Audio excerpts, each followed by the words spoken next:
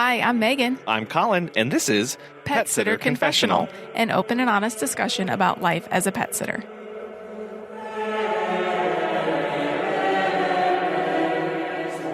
Hello, welcome to episode 210. 210. Hello. Thank you to our sponsor, Pet Sitters Associates, and our wonderful Patreon members.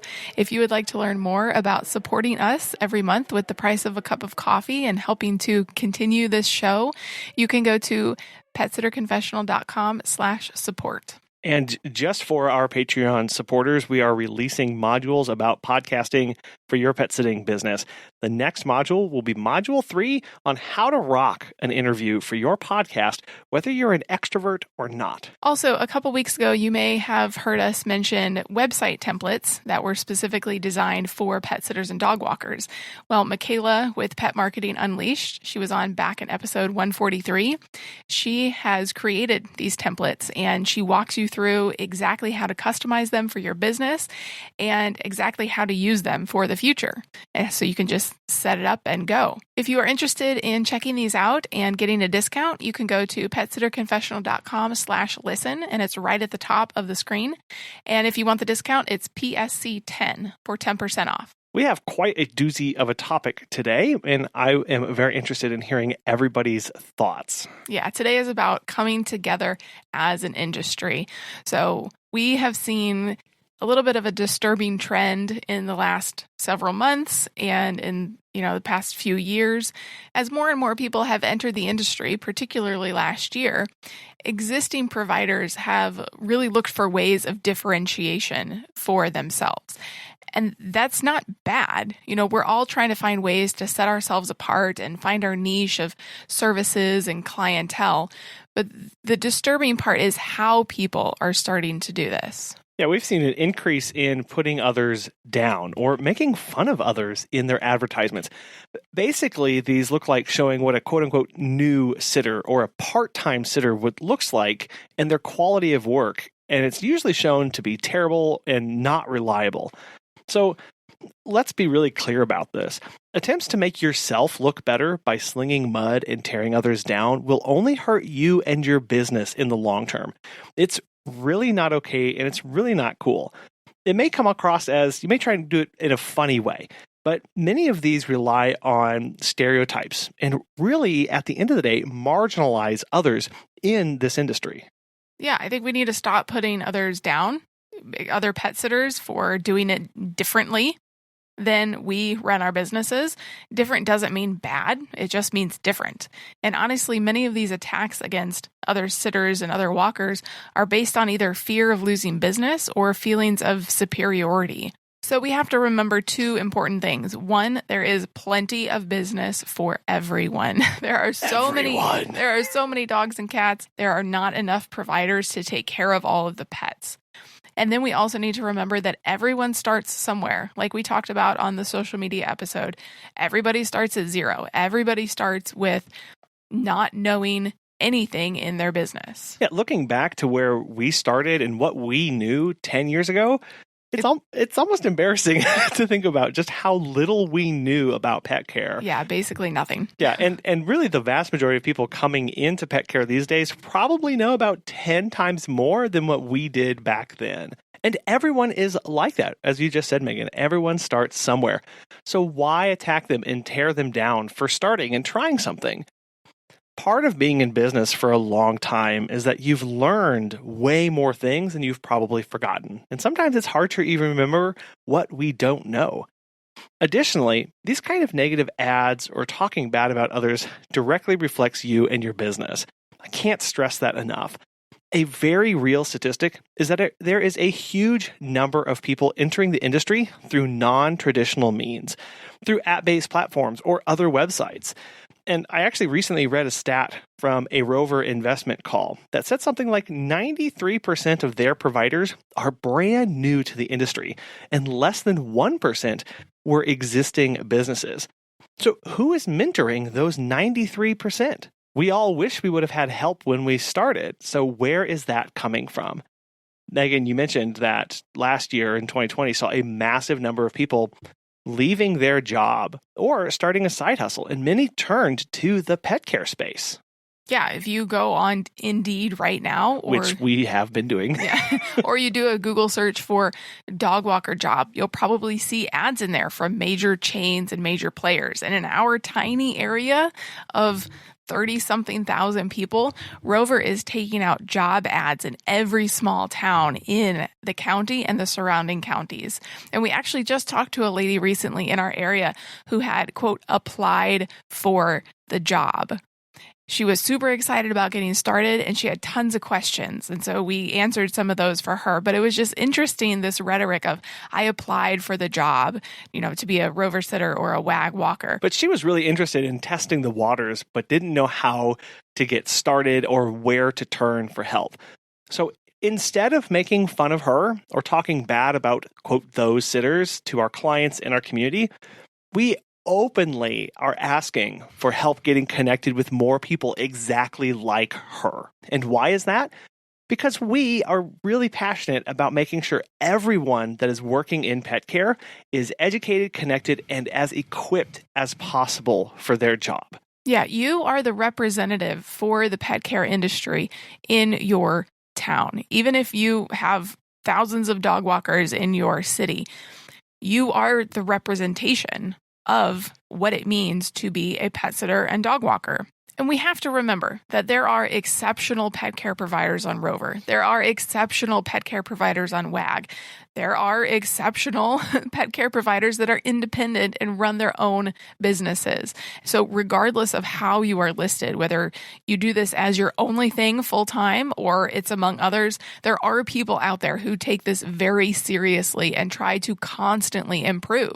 Yeah, there are people taking an interest in actively trying to learn more and raise the bar for themselves. What more could you ask for?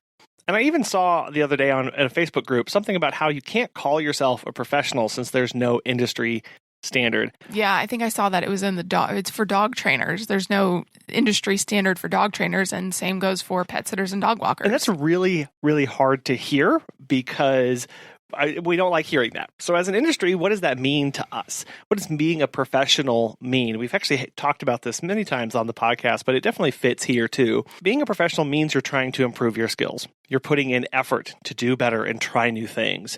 And there are people who take this extremely seriously and do very well for themselves, regardless of how they're listed or how they operate their business.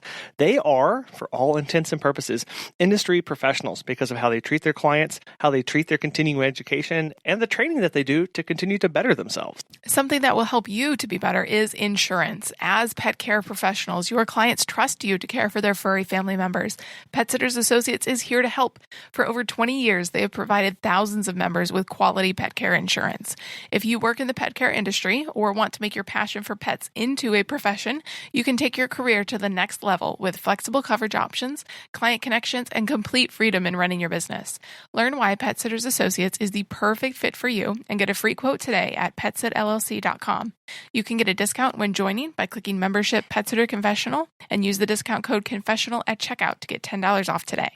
Check out the benefits of membership and insurance once again at petsitllc.com. So we have to recognize that there are people coming into the industry in different and in new ways than before. Yeah, and if you are currently in the industry and you are passionate about the industry and want to see it to continue for another 30 or more years, we need to be educating more people. Right. If we demonize people, tear people down because of how they came into being a pet sitter and for their maybe lack of knowledge, which could be no fault of their own, we're really cutting ourselves off at the knees here because that is where the growth is coming from. 93% of people are coming from outside the industry.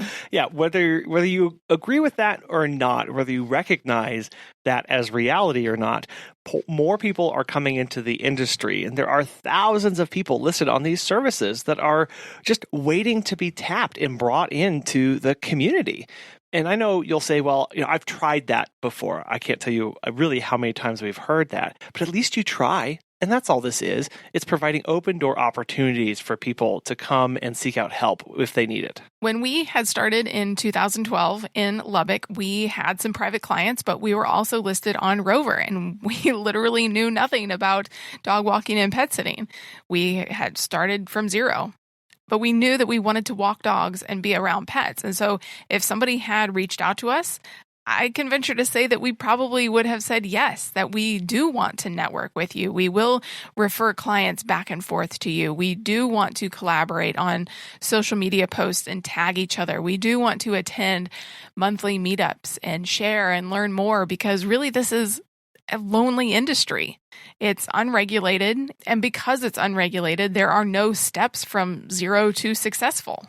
If you want to see change, and if you want to, whatever that change may be, but if you want to see the industry continue and change and evolve, raise everybody up and help them thrive. In order to do that, we all need to come together. If you put it this way, do you think you run an amazing business? Well, obviously, everybody's going to say yes. Or at least we all recognize that we have strengths. So wouldn't you like to see more people running an amazing business like yours?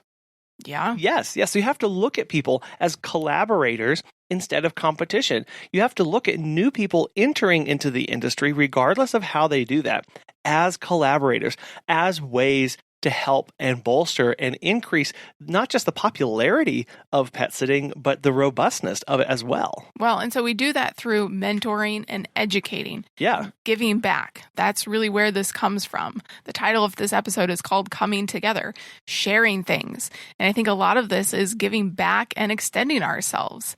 And that can be hard. It can be hard to give back when you're insanely busy, like most of us were this summer. It was crazy, overwhelmed and potentially burned out. It's hard to give back when you're burned out, but that's literally the last thing you want to do, because you're giving everything to your business. And so it's important, I think, to ultimately run your business with the goal in mind, maybe a new goal, to build community with other pet sitters and educate them and give ourselves basically to the industry in that way. Yeah, instead of just focusing on our business and how it's doing, it really means contributing to something, whether it's taking a position at NAPS, getting involved in PSI, IBPSA, other large national organizations, or it could really be just organizing local meetups, giving talks and helping organize statewide professional societies, local professional societies or groups. The more we can organize now, the less we'll be catching up to this kind of thing later. And this goes back to the discussion we had back in episode 87 about industry standards. And you had said that in that episode that if we ever want to have industry regulations, it needs to really come from within our industry versus government regulators telling us how to do it. Yeah, and the only way that that is going to be possible is if we start networking and raising the bar right now. Bringing sitters across different cities, having them come together and creating statewide organizations too, like in Texas, or a new one is coming up in Florida or Arizona, Pennsylvania. All these places are really coming together and helping to set the bar for how they envision the pet care industry being. The only way that we can self-regulate is by being self-organized. And not that we're trying to build up more gatekeepers in this industry. We're trying to set the level of expectations for us, what I do and what I hold myself accountable to. And that's the discussion that we all have to have as a collective, as a community, because everybody's answers are going to be different. And that's fine. Everybody runs their business the way they want to. Some people are going to want to go above and beyond that. And some people are going to say, I don't know if I can do that. That's too high for me. Those discussions have to happen. And it's more powerful when we all have them together, even if it's just in your local community. Maybe there's only 2 other pet sitters or just one other pet sitter that you know in your community. Well, reach out to them and try to get to know them. Come together in a sense of organizing, in a sense of educating each other. Not that you have all the answers. You don't need to come in and say, I have come down from on high and here is my book of answers that I have and this is how you should run your business too. No, it's about give and take. It's about educating and networking. Well, because there are also a lot of headwinds facing the industry. There's a lot of new money moving into this space, takeovers coming, innovations, investments, a lot of changing of client expectations, and having to have businesses change and adapt in response to that. And that's on top of the technical and advancements that are happening all around us. There's a lot of change happening. And if the industry is going to be adapting and responding to that, we need to be doing that together. And that's really going to get the best possible outcome for everybody. Yeah, last year, a lot of people closed up their business and got out of the pet care industry. But I would venture to say that a ton more people came into the industry because they wanted flexibility. They wanted to be around pets all day. So the industry is really primed right now for education and educating the new people that are coming in, but also, of course, the businesses that are under 5 years old. And even if you've been in business 30 years, I'm sure that you can still learn something from others. I know I mentioned national organizations, but it's not really thinking about national. It's your city. It's your neighborhood. That's where we need to be starting. That's where the power is going to be. Starting to have these conversations and organizing. Yeah, something where we are doing this right now, where we are gathering the pet sitters in our area and trying to get down to meet once a month, just to start having these kind of conversations, getting to know one another, saying, hey, this is where we are. This is how we work. How do you work? What are things you're doing? How can we help you? Exactly. And again, start educating people on different things, leaning on each other's strengths to fill our weaknesses, because everybody's going to operate their businesses completely differently. And that is totally 100% fine. Some people are doing this part-time. Some people are doing this full-time. Some people use platforms. Some people don't. It's come one, come all. We just need to be together and be the face of the pet care industry. And let people know that, hey, this thing does exist. A pet sitter does exist. A dog walker will come to your home and walk your dog.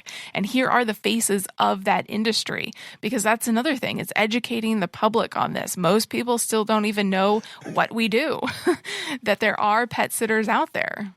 And this really, I'm going to get geeky here for a minute, but this really does remind me something from biology, is Batesian and Mullerian mimicry. What? So sorry for all of this. But in Mullerian mimicry, every noxious, venomous, or poisonous animal in an area looks the same. And this really jacks up the evolutionary advantage to looking that way, because predators are constantly reinforcing to not eat those, because everything they eat that looks orange is poisonous and they get really sick. Because they're all toxic and they all look the same, the impact of that messaging comes across a lot stronger. Batesian tends to have a much weaker advantage because only one critter in the area is actually dangerous. Everything else just kind of looks like it. The others are harmless. So it gets reinforced less frequently, and predators will actually still try and eat one every now and then because it's still advantageous to them. So in business, let's bring it back to pet care here. The more unified we are in our messaging and our boundaries as an industry, the quicker our clients and community catch on, because you can't reach everyone, but get 10, 20 people together saying all the same things constantly across their social media messages and their networks and their newsletters, doing all the same stuff. That's really where this message starts getting strong and starts getting really cool. Well, and it'll be really crystal clear to the clients as well. It'd be a message of unity, what pet sitters are willing to do, what they're not willing to do. And that's up to you and the other sitters that you bring together to discuss what those things are. But that's the end goal. And it probably will be challenging to come to terms on what some of those things are, but hold each other accountable. And the end goal here is that we can self-regulate as an industry instead of having to be forcefully regulated by people who have no idea about this industry at all. Absolutely. When and if that time comes where there are regulations that are starting to head our way, we as an industry need to be able to walk up and sit on somebody's desk and go, look, this is what we're already doing. These are the 10 things we agree. Because if we get late to that party and you don't have something already drafted, guess what? You tend to not get a voice. But again, if you can walk up and show this is how the industry is already trying to do things, here's this example, here's this example, here's another one, here's our manual. That is what the policymakers are actually looking for. Because truth be told here, lawmakers actually hate writing things from scratch. And if you can come up and look and say, look, it's already done here, use this, that's wonderful. But having consistent messaging, it's going to be a little difficult because everybody's prices are going to be different. And so the things that you value and you hold may not be the same as somebody else's. And so there's, the primary things, the secondary things, and the tertiary things. It's kind of like us deciding where our dividing line is for us. So all of this discussion is really couched in going, we need to be welcoming people into the industry and bringing them and helping them be part of a broader conversation about what we want the industry to look at like. That is, of course, recognizing that these differences will occur and that people are going to have different opinions on all of them. And we have to recognize that that's going to make the industry a lot more robust and a lot stronger in the end. But there are primary beliefs that are unquestionable, that cannot change and are total deal breakers. Like insurance. You need insurance to protect you and your business and your clients. A secondary issue may be something like what harness you feel like is best to use.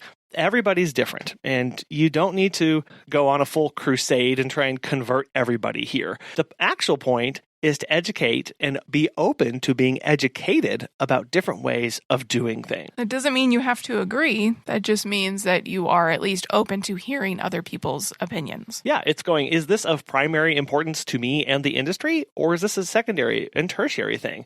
And that's a very personal decision about what you believe, what you like, what you hold dear and what is steadfast to you, and what you honestly believe is best for the industry. In the end, we have to come together and work on educating ourselves and each other and exposing ourselves to new things, because those things, education and exposure, change minds.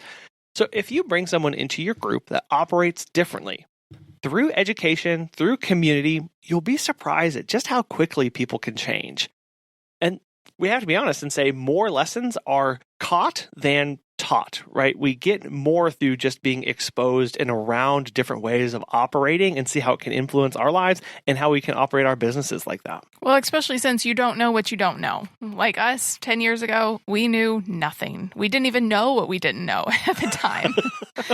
It wasn't until we got a little more knowledge and started researching and Googling and exactly what these terms were that we were learning that we understood that, the pet care is a lot bigger than we actually thought. And it's awesome. I think that fundamentally, it's just going to be that the more people we can have at our table, well, just like Judy Nunez, we just had her on Flashback Friday about building your tribe. She told this beautiful story of going to her grandmother's house, who said they were so poor that they barely had enough food for themselves, but they always had room for more people. They would always invite more people because, as her grandmother said, there's always room at the table. When there are friends, when there are family, there's always room. That's what we need to be doing, of going, there's room at the table. Because I am made better by interacting with new people and being exposed to new ideas and new ways of thinking. And they're being made better by being plugged into a community. And we're all being made better because we're at the table. And that's the point of this. Not tearing one another down, not slinging mud or talking bad about how somebody's operating or the way they came into the industry, or that they're interested at all and that they don't know what they don't know. It's about inviting them to the table, making them a part of the conversation, making them a peer in the industry so that we can be better and they can be better too. So like we said, this is a doozy of a topic.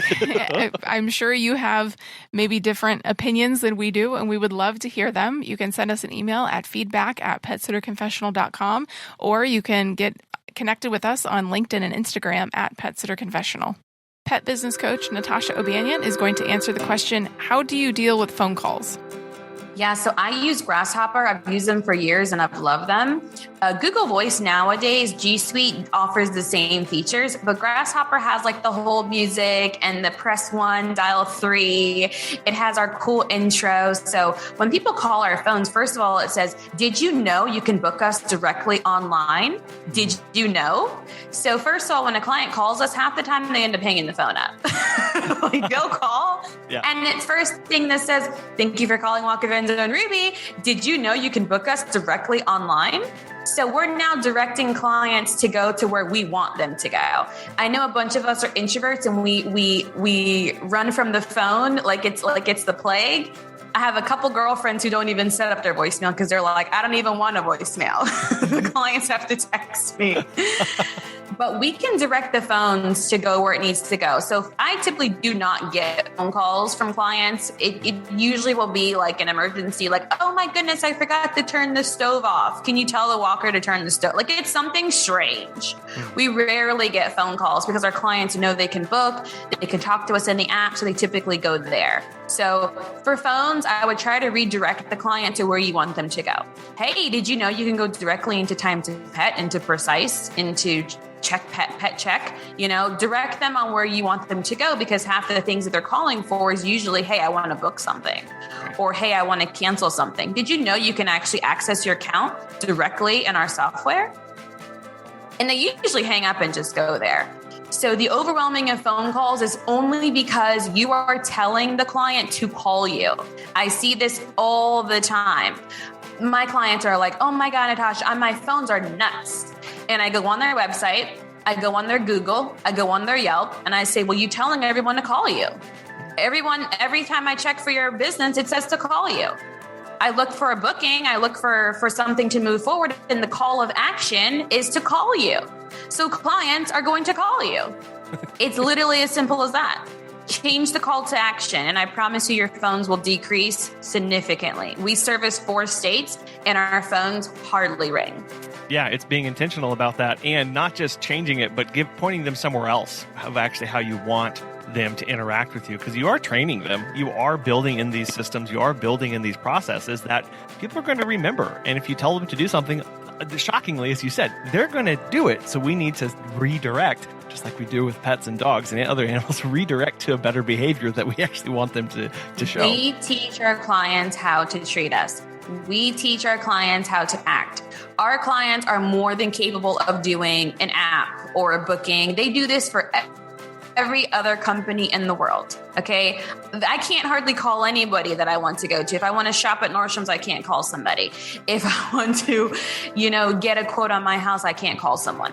Half the time now, all businesses, you typically cannot call somebody. They want you to go through their questionnaire. They want you to submit, and then they'll reach out to you if anything. So we do teach them. And I find that a lot. Clients are like, oh my God, I have this software now and I want to use it and my clients aren't using it. And I say, listen, guys, give your clients some time. You've been telling them to call you for years. It's always going to be our old clients that are going to take the longest to transition, because you've already created a habit for that. So give them a little bit of time, give them a little bit of grace, and remind them, hey, listen, we use the app now. And they will catch on. Also, just a little life hack is that you can set yourself a little text message that says auto reply ... This phone is no longer monitored. Please visit us at your software. And I put that in my away message on my email. I put that on my away message on my cell phone. So if somebody calls, even if it's an hour later, I will send that message back to them. And they'll be like, what? I thought this was your cell phone. And I'm like, auto reply. Please visit us at this link to talk to our team. Yeah. So put that on your saved message. Put that on your Instagram DM saved messages. Put that on your Facebook away message. You can redirect everywhere.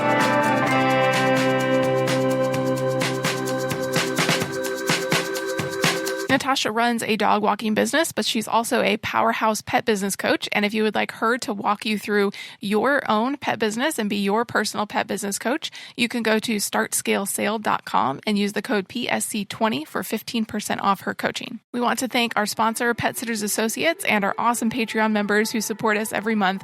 We thank you most of all, though, because you listen, you keep coming back, you keep sharing these episodes, you keep giving us topics and awesome people to interview. And we thank you very much for that. From the bottom of our hearts, we really thank you so much, and we'll be back again next time.